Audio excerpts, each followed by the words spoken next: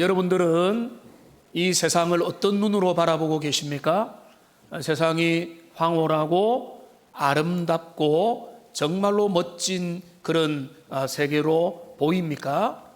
아니면은 이 세상은 고장이 나 있고 엉클어져 있고 뭔가 꼬여가지고 참 풀어야 될 문제가 많은 복잡한 세상으로 보십니까?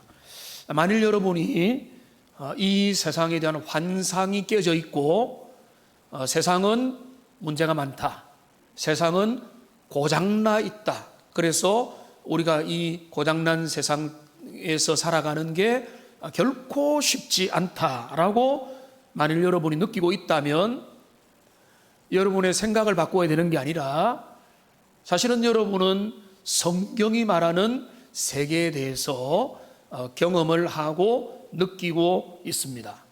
성경은 우리가 살고 있는 세상이 결코 아름답고 완벽하며 조화롭다고 말하지 않습니다. 죄로 인해서 깨어졌고 모순 덩어리며 인간의 죄성으로 말미암아 세상은 꼬여 있다, 이렇게 말하고 있기 때문에 그렇습니다. 전도자는 이거를 처음부터 간파를 했습니다. 그래서 그는 2절이죠. 2절에서 뭐라고 했습니까? 해 아래 있는 모든 것들이 헛되고 헛되니 모든 것이 헛되다. 하나님 없는 세상, 하나님 없는 해 아래 살펴볼 모든 것들이 바람과 같으며 바람을 잡는 것과 같고 실체가 없고 열매를 맺지 못한다 라고 전도자는 처음부터 강조를 했었습니다. 그리고 그 강조점을 그가 계속 전도서를 통해서 밝혀가는데, 지난주에 우리가 살펴본 것을 보면 그는 자연계를 보자는 겁니다. 우리가 눈에 보이는 세상을 보자, 태양을 바라보고 공중의 바람을 살펴보고 들판의 강물을 살펴보고 그 세상 가운데 살아가는 세대들, 인생들, 사람들을 살펴보자. 하늘의 태양이 분주하게 움직이는 것 같고 바람이 어디에서 와서 어디로 가는지도 모를 것 같고 이 강물은 계속 굽이 변화되어서 계속 변화를 일으켜 가는 것 같고 사람들도 한 세대가 가고 다른 세대가 와서 모든 것들이 변화되는 것 같지만 사실은 그렇지 않다는 거예요. 전도자가 볼 때는 큰 틀에서 시간의 넓은 의미에서 보면은 태양이든 태양의 움직임이든 바람의 움직임이든 강물의 움직이든 세대의 움직이든 나름대로 규칙성과 질서와 반복을 통해서 그 자리에 그 모습을 드러낼 뿐이다. 그래서 그것을 바라보는 것으로 우리가 정말로 희망을 찾고 거기에서 뭔가 새로움을 발견할 것이 없다. 그리고 세대에 대해서 뭐라고 했습니까? 이후에 오는 세대는 이전 세대의 공로, 공적, 6월이 호국 보훈의 달인데 이전 우리의 조상들과 선배들이 했던 희생들 기억도 하지 않는, 그러니까 이후의 세대는 이전의 세대를 잊어버리니까 그것마저도 헛된 것이다 라고 지금 이제 4절부터 11절까지는 주로 이제 태양과 바람과 강물과 세대들을 바라보는, 그러니까 좀 객관적인 우리 눈에 보이는 자연의 만물들을 통해서 바라볼 때 헛되다라고 그가 말을 했습니다. 오늘 전도자는 자신의 작업을 계속하는데 이제 새로운 방법론을 도입을 합니다. 그가 이제까지는 자연현상을 살펴보자라고 했다면 이제 그는 새로운 어떤 방법론을 사용하는데 여기 12절 13절을 보면은 나 전도자는 예루살렘에서 이스라엘 왕이 되어서 13절에 그 방법론이 나옵니다. 마음을 다하며 지혜를 써서 하늘 아래 행하는 모든 일을 연구하며 살폈다. 여기 보면은 마음을 다하고 지혜를 써가지고 그가 하늘 아래의 삶을 또다시 살펴봤다는 것입니다. 이게 이제 쉽게 말하면 지성의 관점에서 이성의 눈으로 어떤 지성적인 시각에서 하늘 아래의 인생의 문제, 그 해 아래의 삶의 그 역사와 세대와 사람들의 담겨져 있는 그 삶의 의미가 무엇인지, 과연 목적이 있는지, 보람이 있는지, 가치가 있는지를 그가 살펴보고자 했다는 것입니다. 그러니까 지성의 눈으로. 그러니까 여러분, 지금까지 제가 볼 때 제일 신비한 것 중에 하나는 외계인이 있다고 믿는 사람들이 꽤 많고 UFO에 대한 이야기가 있지만은 지구 외에는 그 어떤 생명체도 발견된 적이 없어요. 이 작고 푸른 지구 속에만 하나님이 생명의 역사가 가능하도록 하셨습니다. 너무 신비한 일이죠. 저 먼 우주 너머에 또 다른 생명체가 있을 가능성은 있지만 발견된 게 없어요. 그런데 이 지구의 수많은 동물과 식물과 박테리아와 생명체 속에서 우리 인간만이 가지고 있는 최고의 것이 뭐죠? 인간만이 생각이라는 걸 합니다. 이성이라는 걸 가졌습니다. 판단하고 생각하고 후회를 하고 다시 개선을 하고 기록을 남기고 그 기록을 통해서 다시 분석을 하고 종합을 하여서 또 다르게 발전을 시키는 능력이 인간에게 있는 그 지성과 이성의 힘이라고 하는 것입니다. 그러니까 지금 솔로몬은 전도자는 이제 이런 지성의 힘을 가지고 이 생각하는 능력, 이성의 능력을 가지고 인생사를 한번 살펴보기 원한다. 자, 그런데 그 작업을 그가 하려고 하는데 우리가 항상 그런 이제 태클을 걸고 싶은 마음이 있습니다. 전도자에게 자격이 있는가? 그는 그런 것들을 그가 대표적으로 할 만한 자격을 갖추고 있느냐라고 하는 그런 질문을 우리가 던질 수 있다는 것입니다. 여러분, 오늘날 어떤 분야에 자격을 갖추려면 뭐가 필요하죠? 사실은 이게 이제 자격증이 없어도 음식을 잘 만드는 사람이 있고 바리스타 자격증이 없어도 커피를 잘 내릴 수 있지만은 그 객관적으로 자격을 증명하는 것은 주로 이게 자격증을 따거나 어떤 학문과 이론에 있어서는 박사 학위를 취득해야 되는 거예요. 박사 학위를 받았다라고 하면은 그 분야에 있어서 인정해 줄 만하다, 이렇게 되는 겁니다. 그러니까 우리나라에도 그렇고 가짜 박사가 워낙 많아가지고 그게 사회적 문제가 되기도 하지만은 원래 한 분야에 박사 학위를 받는다라고 하면은 그 분야에 있어서는 이제 일가견을 이루었다. 그가 이제 연구 방법론, 그래서 이제 모든 것들을 풀어가고 검증하고 그 다음에 그 모든 것들을 자료들을 검색하고 분류해서 그 모든 것들을 드러내는 모든 방법론에 있어서 문제가 없다. 그리고 그 사람은 훌륭하게 해낼 수 있다. 그게 바로 박사라고 하는 것으로 증명이 되는 것입니다. 자, 그렇다면 그런 자격이 솔로몬에게 있느냐? 한마디로 말하면 그에게는 차고 넘치는 자격증을 그는 가지고 있다는 거죠. 우선 오늘 16절 말씀을 보십시오. 16절에 보면 이렇게 말하고 있습니다. 내가 크게 되고 지혜를 더 많이 얻었으므로 나보다 먼저 예루살렘에 있던 모든 사람들보다 더 낫다. 여러분, 잘난 척하는 겁니까? 아니죠. 아무리 생각하고 아무리 검증을 해봐도 솔로몬은 당대의 그 모든 주변 나라에서 오고 오는 세대 가운데 제일로 지성이 탁월한 사람이었다는 것입니다. 예수님을 제외하고는 솔로몬의 지혜를 넘어갈 사람이 없었고, 그 솔로몬의 지혜는요, 열왕기상 4장에 보면은 아주 상세하게 나타납니다. 여기 30절부터 쭉 보시면은 솔로몬의 지혜가 동쪽 모든 사람의 지혜와 애굽의 지혜보다 뛰어나서 31절을 보면은 주변의 나라들과 도시에서 솔로몬의 지혜를 들으려고 소문이 났고 막 몰려왔는데, 구체적으로 32절을 보시면은 그가 잠언 3,000개를 말했습니다. 그러니까 한 사람이 뭐 내일 지구에 종말이 오더라도 오늘 뭐 사과나무 하나를 심어야 된다 한마디 해도 야 대단하다는데 3,000개를 말을 한 거예요. 그 다음에 그는 작사겠죠. 1,005곡을 작사를 했습니다. 그러니까 그 음악에도 유능했다는 것입니다. 식물학에도 전통했습니다. 초목에 대해서 논했습니다. 레바논의 백향목과 다음에 나는 우슬초까지 그 식물학에 대해서도 정통을 했고, 짐승에 대하여, 하늘에 나르는 조류에 대해서, 기어다니는 곤충의 세계에 대하여, 물 안에 다니는 어류에 대해서 그는 박사급이었습니다.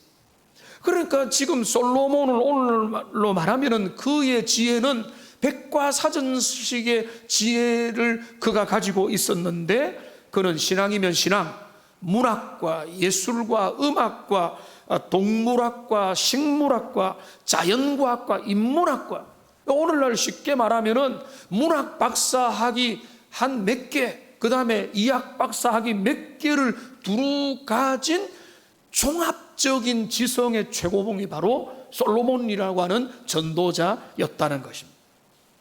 그러니까 지금 박사가 일가견을 이룬 사람이라고 하는데, 사실은 그런데 오늘날 박사가 여러분 토론회나 어떤 강연에 보면은 이런 말을 자주 합니다. 사실은 저는 그 분야 전공이 아니라서 잘 모릅니다, 이런 이야기를 해요. 그렇습니다. 박사라고 하는 건 뭔가 하면은 자기가 연구한 분야에 있어서 전문가가 되는 거예요.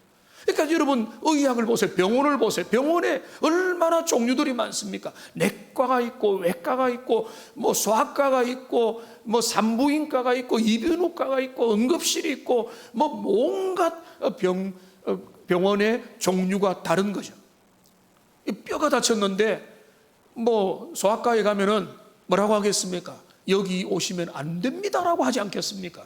왜 그렇습니까? 그들이 지식이 얄팍한 지식을 있지만은 그 분야를 다룰 정도의 전문성은 없다는 거죠. 대구에 비교적 새로 생긴 그 병원에 아주 잘 지어진 동양의 최고라고 하는 시설로 지어진 협진수술실을 탐방을 해봤는데요, 그 협진수술실을 보니까 엄청 크고 베드가 몇 개가 놓여져 있고 여러 의사들이 들어갔는데, 이 설명을 들어보니까 왜 이게 동양 최대인가 하면은, 보통은 이제 한 분야의 의사가 수술을 하고 나면은 그 다음에 또 옮기거나 다른 데 가서 또 다른 걸 해야 되는데, 의사들이 다 모여와 가지고 그 협진으로 한 자리에서 여러 분야를 같이 수술할 수 있다, 이거를 아주 뿌듯하게 자랑을 하더라고요. 그 말은 무슨 말입니까? 의사 한 사람이 모든 걸 다 다룰 수 없다, 이 말이죠. 그러니까 이 한 분야의 전문가라고 해서 그 모든 분야를 다 다룰 수가 없는데, 근데 솔로몬은 그런 사람 정도가, 박사학위 한두 개 가지고 그냥 뭐 문학 박사인데 뭐 시도 쓰고 뭐 또 수필도 쓰고 이런 사람이 아니라, 인문학이면 인문학, 자연과학이면 자연과학, 모든 세계의 일반적인 지식에까지, 동식물의 세계까지 통달한, 그가 정말로 탁월한 지성인이고 종합적인 그런 인문 교양을 갖춘 그런 사람. 그러니까 지금 지성을 논하는 데 있어서 솔로몬만한 자격을 갖추었다고 말할 수 있는 사람은 세상에 없는 거예요. 솔로몬이 자격이 없다고 한다면 우리 중에 아무도 그런 것을 논할 자격이 없을 수밖에 없는 그런 것이라는 겁니다. 그러니까 이런 솔로몬이, 자, 지성에 대해서, 이성에 대해서, 우리의 통찰력과 생각에 대해서, 이 헤아려의 삶에 대해서 우리의 지성의 렌즈를 가지고 한번 검토해 보자. 그가 그렇게 연구하고 살피고 조사하고 고민을 해보았다는 것입니다. 그의 작업의 방식입니다. 작업의 방식. 그가 무엇을 살피기 원했습니까? 그 지성을 가지고 그가 어떤 걸 살피기 원했는가? 여러분 13절에 보시면은 그가 무엇을 살피기 원했는지가 나옵니다. 하늘 아래에서 행하는 모든 일입니다. 하늘 아래에서 행하는 모든 일. 그러니까 어떤 인체를 연구하겠다, 아니면은 뭐 나는 동물에 대해서 뭐 전염병에 대해서 연구해 보겠다, 이런 것도 우리가 평생을 해도, 뭐 세균학에 대해서 연구하는 것도 평생을 해도 못하는데, 지금 이 솔로몬은 그가 정말로 지성의 대가답게 뭔가 하면은 하늘 아래에서 일어나는 모든 인생사에 대해서 한번 연구하고 다루어 보겠다라고 그야말로 방대한 인문학적인 작업을 그가 지금 시도하고 있는 것입니다. 그런 것들에 대해서 그가 연구를 하는데 심지어는 그는 뭐까지 연구한 줄 아세요? 17절을 보십시오. 17절에 보면은 어디에까지 그의 연구 분야가 확대되는가 하면 내가 다시 지혜를 알고자 하여 미친 것들과 미련한 것들을 알고자 하여 마음을 썼다. 아주 흥미롭기도 하고 우리가 이해를 못하면 이상한 표현이 나오죠. 미친 것들이 뭔지, 미련한 것들이 무엇인지 알고자 했다라고 하는데 이게 그냥 뜬금없이 나왔다 생각하면은 여러분 이게 엉뚱하게 들리기 때문에 이 원래의 의미를 우리가 알아야 됩니다.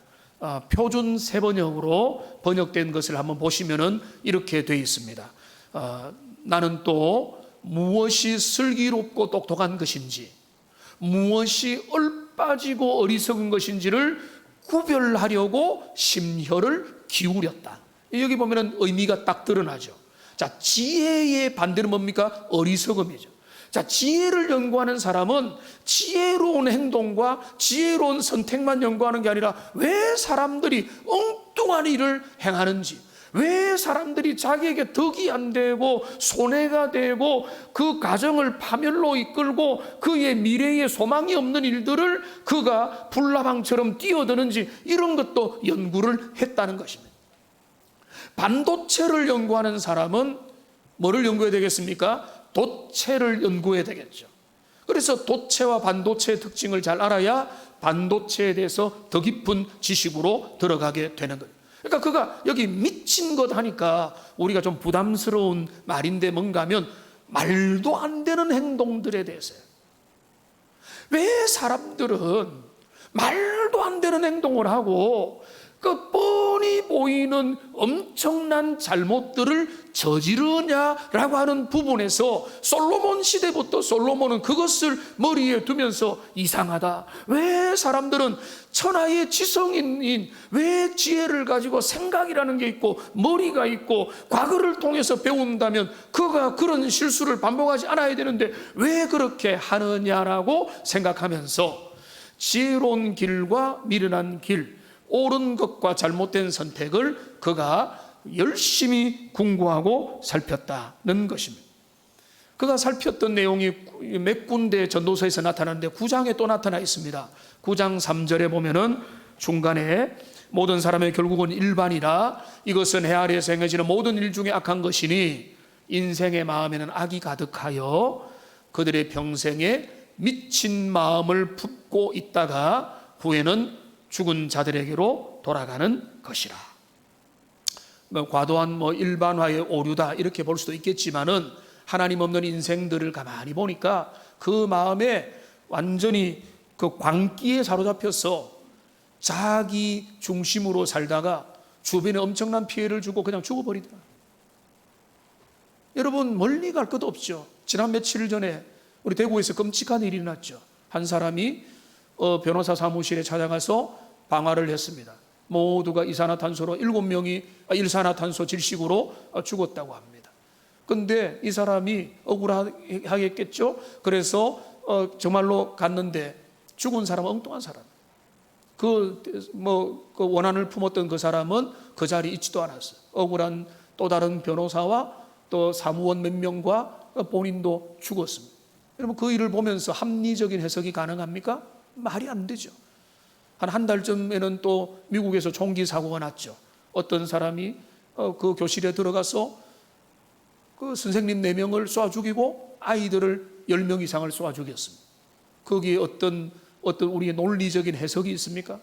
이런 일이 한두 가지가 아니에요. 인생들을 살고 우리가 조금만 눈을 더 크게 뜨고 세상을 바라보면은 이 세상에는 어리석은 결정들, 말도 안 되는 선택들, 그거는 정말로 말이 안 되는데 이성을 가졌다는 사람들이 엉뚱한 선택을 하는 일들이 너무 비일비재한다는, 정치권을 봐도 그렇고 과거의 실패를 되풀이하는 걸 그렇고 그런 걸 보면은 이 솔로몬의 지혜를 가지고 보니까 지혜로운 일들만 있는 게 아니라 미치고 어리석고 정말로 말도 안 되는 삶의 판단력과 판단과 선택이 너무 많이 있더라는 것입니다.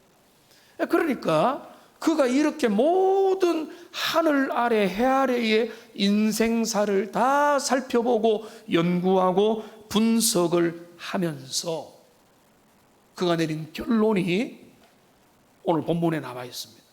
부분 결론이고 전도서 전체와 성경이 주는 결론은 더 깊은 결론을 가는데, 그가 내린 결론, 이성과 지성의 눈으로 그의 지혜를 가지고 모든 해 아래 일들을 살펴본 그의 결론이 여기 몇 가지 나와 있습니다. 우선 13절을 보시면은 그가 하늘 아래서 행하는 모든 일을 연구하고 살핀즉 이는 괴로운 것이니 하나님 인생들에게 주사 수고하게 하신 것이라. 여러분, 긍정적이지 않아서 죄송하지만 전도자가 내리는 결론이 뭔가 하면 그의 탁월한 지성의 빛으로 인류의 모든 삶을 살펴보니까 인간의 삶은 뭔가 하면 괴로움이라는 거예요. 괴로움. 불교가 말하는 일말의 진리와도 조금 통하는 면이 있지만, 불교는 그것만 보이기 때문에 그런데, 그러나 통하는 면이 있죠. 인생은 결국 뭔가 하면 고해라는 거, 여기 전도서에 미리 나오는 거예요. 괴로움이라는 거. 삶을 살아가는 거는 행복이어야 되고 자유해야 되고 기쁨이어야 되고 은혜해야 되고 만족이어야 되고, 거기는 어떤 괴로움이 있을 필요가 없고 우리가 거기에서 해방돼야 되는데 그게 아니라는 거예요. 사람들은 괴로움에 매여서 짐을 지고 인생의 고뇌를 안고 살아가더라는 것입니다. 그냥 행복을 작정해서 살면 되는데 행복한 척하지만은 한꺼풀 벗겨서 그 삶을 현미경처럼 살펴보면 거기에는 수고로움이 있고 스트레스가 있고 힘든 일이 있고 인생에 대한 즐거움이 별로 없다는 거예요. 많은 예들이 전도서에서 이제 나타나지만 몇 가지만 예를 들면 우선은 일입니다. 일. 여러분 다 거의 다 지금 일을 하면서 살아가지 않습니다. 여러분 일이라는 것, 노동이라는 것은요, 그거는 타락의 결과가 아닙니다. 원래 하나님이 일하시는 분이세요. 그럼 하나님은 인간이 타락하기 전부터 너희는 창조 명령으로서 일을 하라고 했습니다. 그런데 여러분, 세상 가운데 살아가는 사람들 중에 일의 보람과 행복을 느끼는 사람이 많습니까? 일 때문에 스트레스 받고 일에서 벗어나고 자유로워하는, 하고 싶어하는 사람이 훨씬 많습니다. 후자죠. 내가 정말로 일을 하고 싶다라고 하는 사람들마저도 일자리에 들어가면은 거기에서 한계를 만나고 스트레스 받고 고민거리고 인간관계에서 부닥치고 이 눈치 저 눈치 보면서 내가 정말로 더러워서 못 해먹겠다고 하면서 그들이 한숨을 쉬게 되는 모습들을 심심찮게 보고, 우리 젊은이들도 판판이 그런 데서 깨지는 거예요. 내가 능력을 가지고 실력을 가지고 이런 좋은 일자리 직업을 구하면은 거기에서 기쁨과 만족이 있고 내 삶이 정말로 풍요해질 거라고 봤는데 그런 게 아니라, 그런 면이 전혀 없다는 게 아니라 거기서 뭘 만나는가 하면 한계를 만나는, 이상적이 아니라는 걸 만나고 거기에서 고민하고 슬퍼하고 거기에서 어찌 되냐, 이제 내가 돌이키지도 못하고 어떻게 해야 되나, 이직을 해야 되나, 다른 데 꿈을 찾으면 되겠느냐, 이리저리 달려가게 된 그 일의 괴로움이 있다는 거죠. 우리의 삶이 그렇지 않습니다. 여러분, 사랑은 어떻습니까? 남녀가 정말로 만나서 사랑하여 가정을 이루고 부부 생활을 하고 자녀를 기르고, 여러분 이것은 얼마나 아름답고 행복한 것입니다. 그런데 수많은 가정들 외부의 모습들을 가만히 돌아보면은 그 결혼과 가정생활과 이런 것들에서 기쁨과 행복과 거기에서 누구도 주지 못하는 은혜와 만족감이 있는 것들도 있겠지만은 어느 순간에 그런 것들이 짐이 되고 시험거리가 되고 기도 제목이 되어서 가정이 오히려 행복의 원천이 아니라 가정에서 원망과 갈등과 싸움과 다툼이 정말로 그 길을 벗어나고 싶어하는 마음들이 들 정도로 그렇게 가정이 이상적이지 않은 곳으로 바뀔 수도 있다는 것입니다. 그러니까 여러분, 지금 전도자가 하는 말이 결코 과장이 아닌 거죠. 그가 이는 괴로운 것이니 하나님 인생들에게 주사 수고하게 하신 것이라. 그러니까 이거를 우리가 잘 봐야 됩니다. 인생이 왜 힘드냐? 왜 인생이 힘드냐? 하나님 없는 이 땅의 삶이 원래 그런 것입니다. 여러분이 잘못 살아서 그런 게 아니고요, 그들이 주소를 잘못 찾아서 그런 게 아니고, 하나님 없는 세상의 모든 삶은 진정한 행복을 이룰 수 있는 방법이 없기 때문에 그 행복을 찾지만은 그 모습에서 아웅다웅하며 거기에 괴로움이 더 늘어나게 되는 것입니다. 전도자가 내리는 또 하나의 결론이 있습니다. 그 지성의 눈으로 세상을 바라보니까 그가 바라보는 또 하나의 결론이 뭔가 하면 15절의 말씀이에요. 15절을 우리 같이 한번 읽어보겠습니다. 구부러진 것도 곧게 할 수 없고 모자란 것도 셀 수 없도다. 이 조금 더 이제 번역을 쉽게 하면은 새 번역에 보면 이렇게 되어 있습니다. 구부러진 것도 곧게 할 수 없고, 앞에는 똑같은데 없는 것은 셀 수 없다, 이렇게 되어 있는데요, 사람이 아무리 지혜가 있다 해도 모든 것들을 제자리로 만들 수는 없다는 거예요. 아무리 지혜로운 사람이 있어도 그 공동체와 그 시대가 그 사람의 뜻대로 안 된다는 거예요. 내 마음이 뻔해도 다른 사람이 안 도와준다는 거예요. 굽어버린 것들이 다시 펴지기가 어렵고, 무에서 유로 만들어지는 것도 아니기 때문에 그 지혜자의 마음만 안타까울 뿐이라는 거예요. 지혜자가 인생의 공공의 문제 다 해결을 못 해주기 때문에 지혜자의 그 솔로몬이 전도자로서 자신의 모든 지혜를 가지고 뭘 하는가 하면은, 아무리 지혜가 있어도 세상사 문제가 해결이 안 되더라고요. 그게 15절입니다. 굽은 것이 바로 될 수 없고, 뭐 없는 것이 있게 될 수도 없고 셀 수도 없고 그렇게 된다.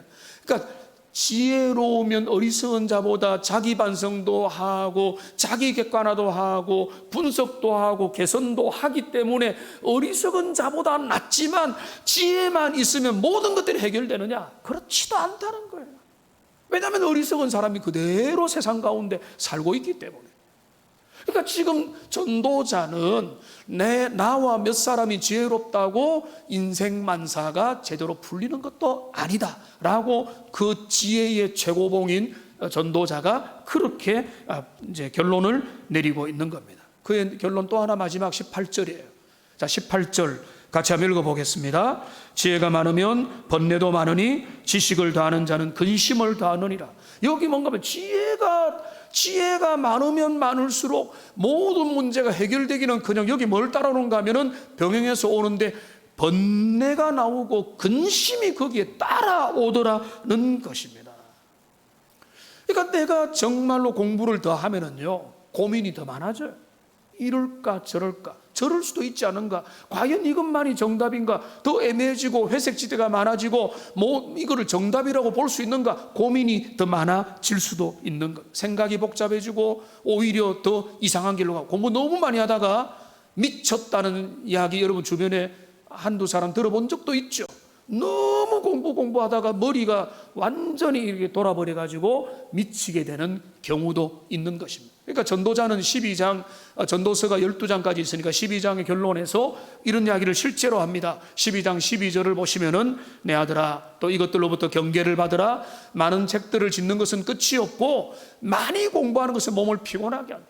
결국은 공부를 하지 마라가 아니에요. 우리는 전부 다 공부 열심히 해야 돼요.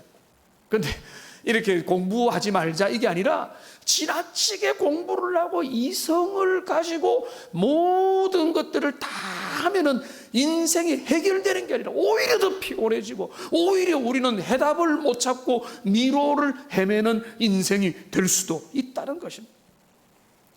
그러니까 여러분, 정리를 해보면 당대와 오고 오는 세대 최고의 지성을 가진 지혜자 솔로몬 전도자가, 그가 지성의 한계를 이야기하는 겁니다. 지성과 이성과 우리의 합리성과 우리의 고상한 생각과 판단력, 이런 것들을 다 가지고 이런 렌즈로 세상을 바라봐도 해결 안 된다는 거예요. 해결책이 없다는 거예요. 그것으로 인생의 모순과 역설과 여러 가지 이해가 안 되는 사건들을 우리가 다 이해할 수 있느냐? 절대 안 된다. 솔로몬은 지성의 한계를 선언하고 있는 것입니다. 우리의 인간의 지성은 동물보다 우리를 낮게 만들어서 우리가 생각을 하고 그렇기 때문에 우리는 존재한다고 우리는 자부심을 느끼지만은 오래전 수천 년 전에 하나님의 지혜자 솔로몬은 미리 말합니다. 지성의 눈으로는 인생의 모든 것들을 결코 완전하게 바라볼 수 없는 것이다. 그러니까 해 아래 새 것이 없다는 말은 우리가 지성을 연마한다고 해서 그 문제가 해결되지 않는, 지성을 연마하면 똑똑해지고 똑똑하면 일자리 찾는 데 유리해지고 여러 가지 연봉도 올리고 우리의 삶의 기쁨도 있고 취미도 있겠지만은 그것이 해 아래의 피곤한 헛된 인생의 문제를 해결해 주느냐? 결코 그렇지 못하다는 것을 지금 전도자는 2절에 나와 있는 중요한 전도서의 주제를 계속해서 여기까지 끌고 와서 이야기를 하고 있는 것입니다. 여러분, 19세기 이럴 때에 서구 세상 가운데는 낙관론이 팽배했습니다.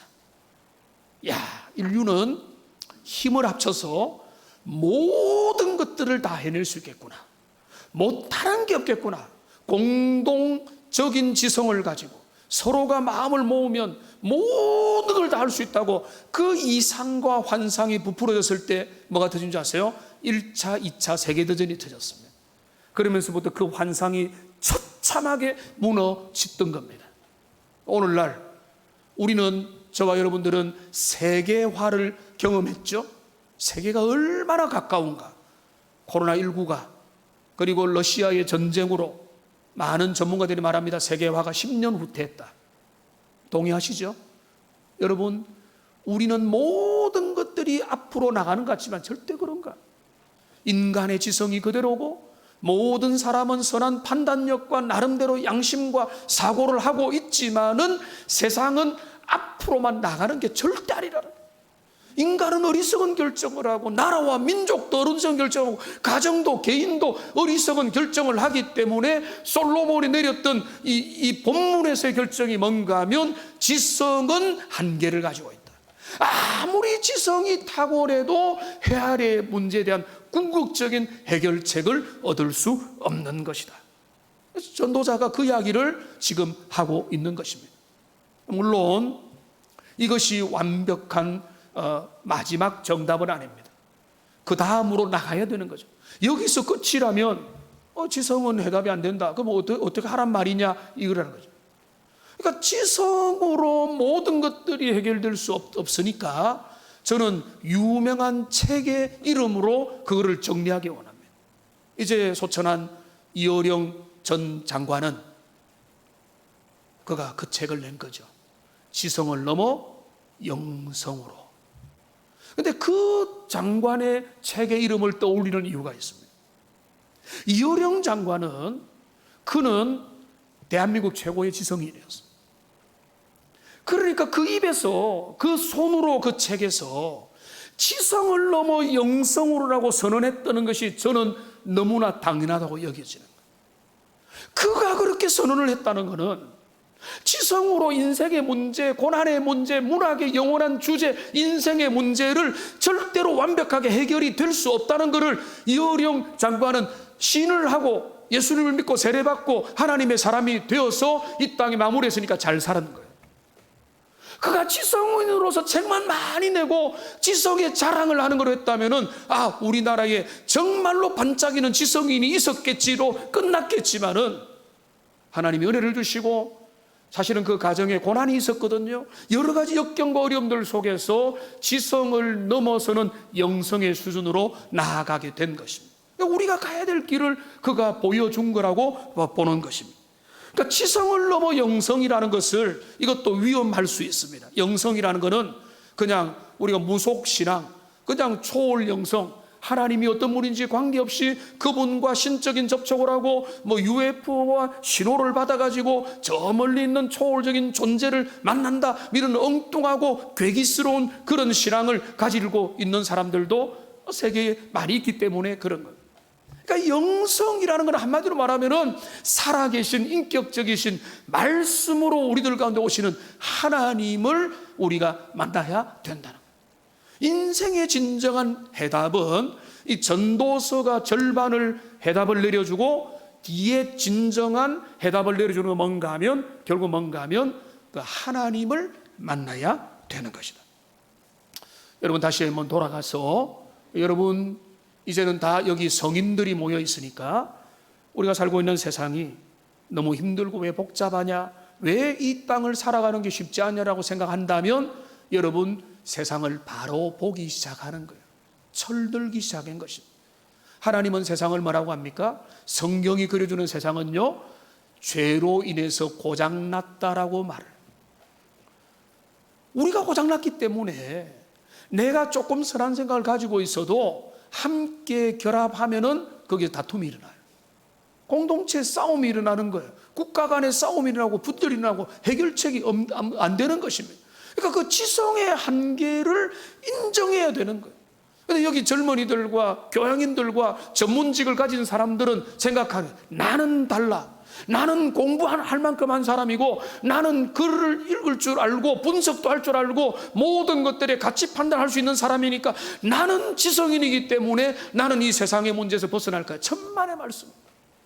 여러분, 솔로몬의 결론입니다.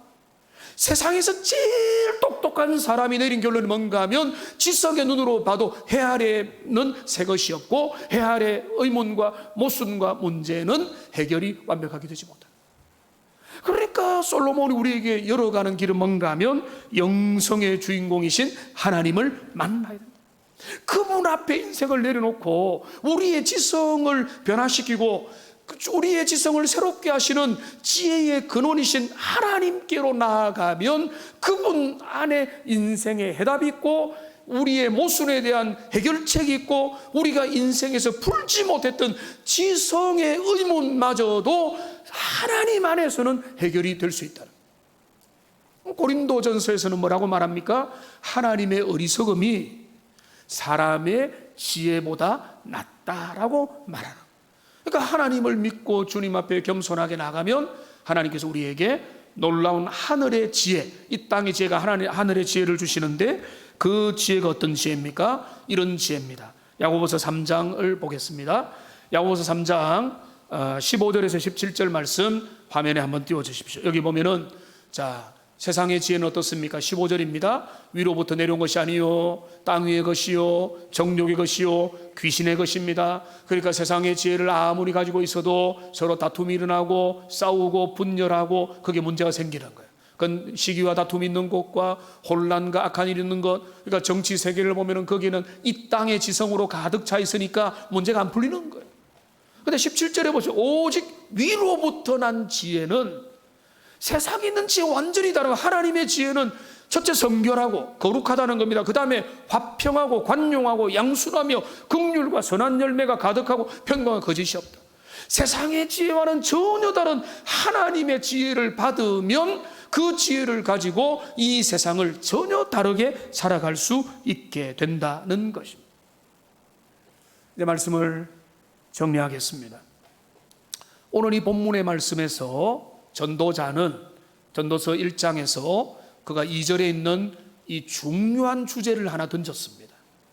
인생은 뭐냐? 헛되며 헛되고 헛되고 헛되니 모든 것이 헛되다. 해 아래 있는 모든 것들이 바람을 잡는 것 같고 의미도 없고 그 결과는 실체도 없는 것이다.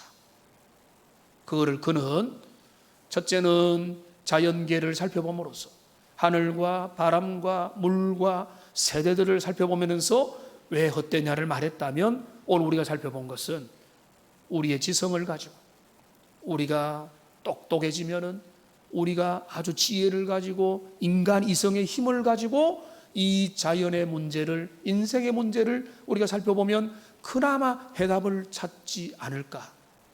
그의 결론은 그게 다 바람을 잡으려는 것 같다는 것입니다. 그러니까 우리의 지성의 한계를 솔로몬이 인정했다면 오늘 저와 여러분들도 마땅히 우리의 지성도 한계가 있다. 우리가 아무리 똑똑하고 잘나도 그거 가지고 인생의 의문과 숙제를 결코 완전히 풀 수 없다. 어떻게 됩니까? 하나님께로 가야 돼요. 주님을 만나면 하나님 안에서 세상이 왜 이런지, 왜 세상에 모순이 있는지, 왜 저 사람들은 저렇게 하는지, 왜 이런 일들이 일어났는지를 하나님의 시각으로 바라볼 때 다 뚫리게 되어 있습니다. 열리게 되는, 그러니까 하나님의 계획을 신뢰하게 되고 그분 안에서 세상은 여전히 그대로지만 우리는 새 사람이 되어서 우리의 마음이 새롭게 되어서 세상을 다른 관점으로 바라보고 일도 다른 관점에서 하고 우리에게 주어진 숙제도 인생도 보람있게 살아가게 되는 것입니다. 여러분이 그 길을 걸어가고 있습니다. 그 하나님을 인생의 제일로 모시고 주님 앞에서 여러분의 삶을 더 책임있게 살아가는 하나님의 복된 백성들 다 되시기를 주님의 이름으로 축복합니다. 기도하겠습니다.